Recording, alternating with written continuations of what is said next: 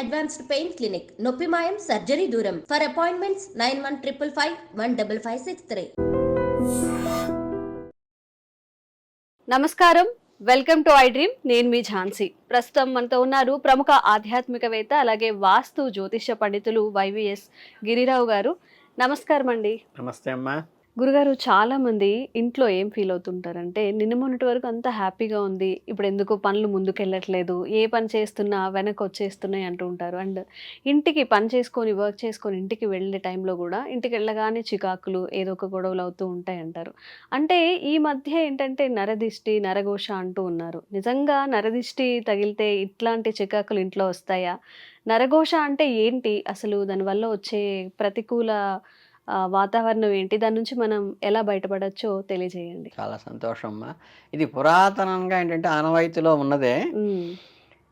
నరదృష్టి ఏంటంటే నలుగురు దృష్టిలో కూడా అసూయతో ఎవరైనా అనుకుంటే ఇందులో అండర్లైన్ చేసుకోవాల్సింది ఏంటంటే, అబ్బా నా పిల్లవాడికి ఉద్యోగం వచ్చింది, నా పిల్లవాడు ఎదిగాడు, నా మనవడు బాగా చదువుతున్నాడు అని చదివేది దిష్టి కాదు, అంటే అప్రిషియేషన్ అది. అలా కానీ వీడేంటో ఎదిగిపోతున్నాడు, అబ్బో అప్పుడు టీవీ కొన్నారే, నిన్నగా మన 50,000 ఖర్చు పెట్టి అప్పుడు ₹1,00,000 పెట్టేది కొన్నాడు అని లోపల ఏంటంటే ఒక రకమైన నెగిటివ్ భావంతో ఎదుటివాడు చూసినప్పుడు ఆ వైబ్రేషన్ అనేది మనకి టెలిపతి అని ఉంది సైన్స్ లో, ఇలా వస్తుంది.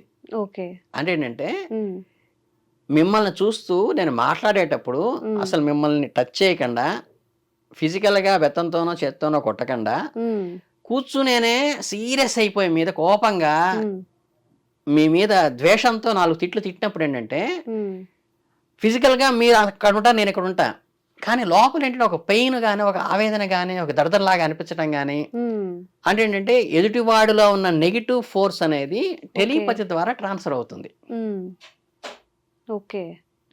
ఇది టెలిపతిలో ఏంటంటే మనం ప్రేమగా చూస్తే, నేను చక్కగా అభిమానంగా అనుకుంటున్నాను అనుకోండి, మీకేంటంటే నా మీద తెలియని ఒక రకమైన అభిమానం, అబ్బా స్వామి చాలా చక్కగా మాట్లాడుతున్నారే, చక్కగా చెప్తున్నారే అని తెలియకుండా ఇంట్రెస్ట్ వస్తుంది. అంటే పరాయి వాళ్ళ సంబంధం లేదు, మీరు ఇంటర్వ్యూ చేయకుండా పక్క వాళ్ళు ఇంటర్వ్యూ చేస్తున్నా సరే కూర్చున్న చాలా బాగా చక్కగా చెప్తున్నారు అనిపిస్తుంది.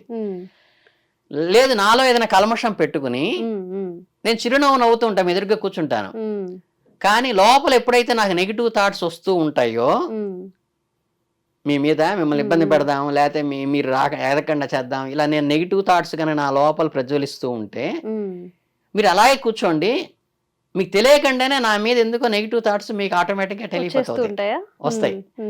ఎందుకో ఒక రకమైనటువంటి హ్యాపీగా నవ్వుతూ అంటే ఓపెన్ హార్ట్గా మాట్లాడలేరు.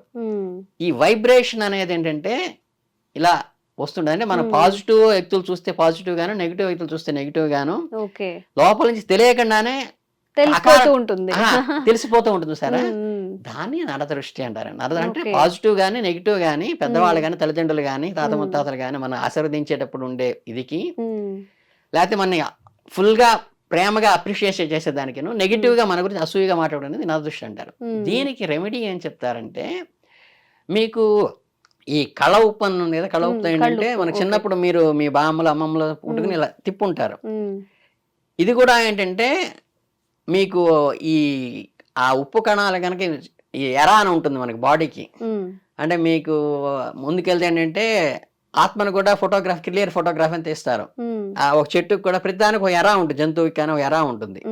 ఈ ఎరా లోపలికి కనుక అంటే ఏంటంటే 4-5 అంగుళాల లోపలికి, అంటే శరీరం నుంచి కేవలం 4-5 అంగుళాల లోపల గనక ఈ ఉప్పు కణాలు లాంటివి తిప్పినప్పుడు ఏమవుతుందంటే ఈ ఎరాలో ఉన్న డిస్టర్బెన్స్లు ఏమన్నా ఉంటే అవి క్లియర్ అవుతాయి. అంటే నెగిటివ్ ఎనర్జీ అనుకోవచ్చా? నెగిటివ్ ఎనర్జీ ఎవరైనా దిష్టి అంటారు కదా, అవి క్లియర్ అవుతుంది, శుద్ధి అవుతుంది. శుద్ధి అయినప్పుడు మనిషి ప్రశాంతంగా అనిపిస్తుంది. అది ప్రాక్టికల్ గా ఎక్స్పీరియన్స్ చేసిన వాడికి అర్థం అవుతుంది. అందుకని మేము ఒకసారి ఏంటంటే బాగా ఏదన్నా ఇది ఇచ్చినప్పుడు ఏంటంటే, అమ్మ ఉప్పు తీవే అని చెప్పి తీయించుకుంటాం. ఉప్పు తీయించుకున్న తర్వాత తెలియని రిలాక్సేషన్ ఆటోమేటిక్ గా వస్తుంది.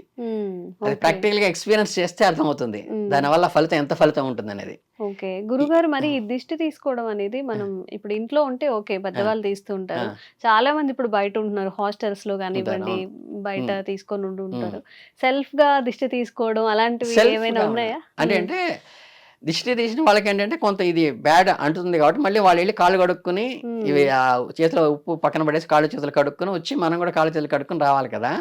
తీసేటప్పుడు ఏంటంటే మీకు ఎక్కడికి వెళ్ళినా సరే సమాజంలో ఏ ఊరు వెళ్ళినా ఏ జిల్లా వెళ్ళినా ఎక్కడున్నా మనం నా కూతురులా కనిపిస్తున్నావే, నా కొడల్లా కనిపిస్తున్నా, మనవరాల్లా కనిపిస్తున్నావు ఆప్యాయంగా హార్ట్ఫుల్ గా ప్రతి చోట మన ఆఫీసులో, ఇంట్లో, మన స్టూడియోలో కూడా అక్కయ్యలాగా, వదినలాగా, ఆంటీలాగా, అమ్మమ్మలాగా, అన్నయ్యలాగా మన్ని నిజంగా ఒరిజినల్ గా అభిమానించే వాళ్ళు కొంతమంది ఉంటారు. వాళ్ళు మీకు అక్కడ ఆ రిలేషన్ అనమాట. ఇప్పుడు మా అమ్మ వెళ్ళిపోయింది, నన్ను అమ్మలాగా చూసేవాళ్ళంటే నాకు అమ్మలే. అర్థమైందా? అన్నయ్య దూరం అయ్యాడు, నన్ను అన్నయ్యలాగా ఎవరైతే నిజంగా ప్రేమిస్తారో తమ్ముళ్ళలాగా వాళ్ళందరూ నాకు అన్నయ్యలే. అలాగే మీకు ప్రతి చోట కూడా ఇలాంటి వాళ్ళు ఉంటారు. ఉన్నప్పుడు అక్క కొద్దిగా నాకు ఇట్లా ఉందే తీవే అంటే శుభ్రంగా తీస్తారు. అర్థమైందా?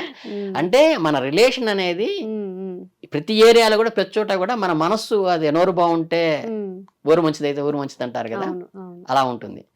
అలాగే మీరు ఇంటికి చెప్పేటప్పుడు ఏంటంటే ఇంటి గురించి కూడా నెగిటివ్ గా అనుకున్నప్పుడు ఇంటికి కూడా దిష్టి తీస్తారు. మీకు తెలుసో లేదో, ఇంటి వాకిలికి ఎదురుగ్గా నుంచుని, అంటే ఇంట్లోకి వచ్చేటప్పుడు మనం ఎలా నుంచుంటాము అలా ఇంటికి ఎదురుగ్గా నుంచుని ఇంటికి కూడా అమావాస్యకి ఈ గుమ్మడికాయ ఉంటుంది కదా, బూడిద గుమ్మడికాయ, మంచి గుమ్మడికాయ కాదు. మంచి గుమ్మడికాయ ఎక్కడ తీస్తాం? దేవాలయాల్లో ప్రతిష్టలప్పుడు అక్కడ మంచి గుమ్మడికాయని పగలగొట్టి దిష్టి తీస్తారు స్వామివారికి. ఇంటికి భౌతిక లౌకికమైన ఆధ్యాత్మికం కాదు కదా, లౌకికమైన వాటికంటే బూడిద గుమ్మడికాయ ఉంటుంది. మన దిష్టి గుమ్మడికాయ పైన కడతాం కదా, అలాంటి గుమ్మడికాయ తీసుకుని పెట్టుకుని ఇంటికి ఎదురుగ్గా నుంచుని ఆ ద్వారబంధరానికి క్లాక్ వైజ్ గా 3 సార్లు, యాంటీ క్లాక్ వైజ్ గా 3 సార్లు తీసి దాన్ని పగలగొట్టేయాలి.